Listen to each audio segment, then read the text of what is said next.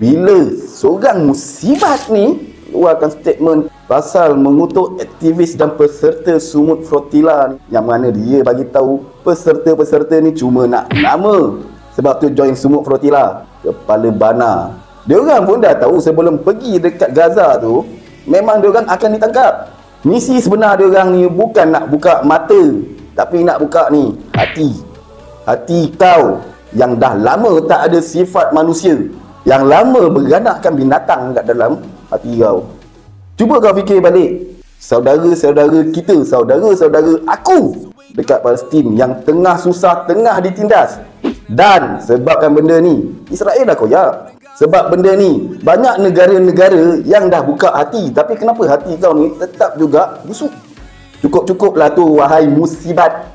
Aku dah lama perhati kau daripada zaman Long Biskut Tiger dulu.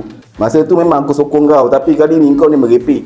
Kalau kata kau tetap juga keluarkan statement macam tu lagi, aku perang.